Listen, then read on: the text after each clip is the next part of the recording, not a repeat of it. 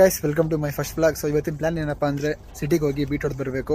So ನನ್ನ ಫ್ರೆಂಡ್ಸಿಗೆ ಕಾಯ್ತಾ ಅರ್ಧ ಗಂಟೆ ಆಯಿತು, ಅವನು ಇನ್ನೂ ಬಂದಿಲ್ಲ. ಸೊ ನೋಡೋಣ ಯಾವಾಗ ಬರ್ತಾನೆ. ಯಾಕೋ ಲೇಟು ನೋಡಿ ಗೈಸ್, ನನ್ನ ಹೆಸರು ಮುಸ್ತು.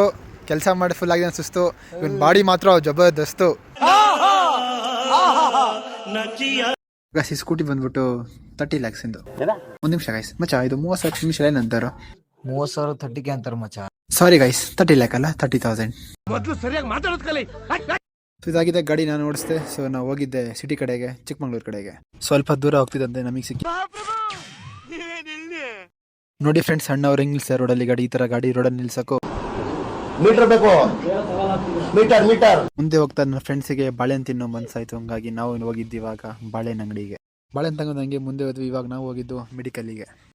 ನೋಡಿ ಈಗ ಚಳಿಗಾಲ ಬಂತು, ಕೈ ಹೊಡೆದೋಗುತ್ತೆ, ಮಕ್ಕ ಹೊಡೆದೋಗುತ್ತೆ, ಎಲ್ಲ ಹೊಡೆದೋಗುತ್ತೆ. ಹಂಗಾಗಿ ಮೆಡಿಕಲ್ಲಿಗೆ ಎಲ್ಲರೂ ಹೋಗಿ ತಗೊಳ್ಳಿ ವ್ಯಾಸ್ಲಿನ್. ನಮಗೆಲ್ಲ ಗೊತ್ತಾಗೋಯ್ತು. ನಾನು ಮೆಡಿಕಲಿಗೆ ಹೋಗಿ ಬರೋಷ್ಟರಲ್ಲಿ ಅಣ್ಣವರು ಒಬ್ಬೊಬ್ಬರ ನಿಂತು ತಿಂತಾ ಇದ್ದಾರೆ. ಅದಕ್ಕೆ ನಾನು ಹೇಳಿದ್ದು ನಮ್ಮ ಮುಸ್ತು ಅಣ್ಣವರಿಗೆ, ದೇವ್ರು ನಿನ್ಗೆ ಒಳ್ಳೇದು ಮಾಡ್ತದ, ನಿನ್ ಜನ್ಮಕ್ಕೆ ಹೋಗು.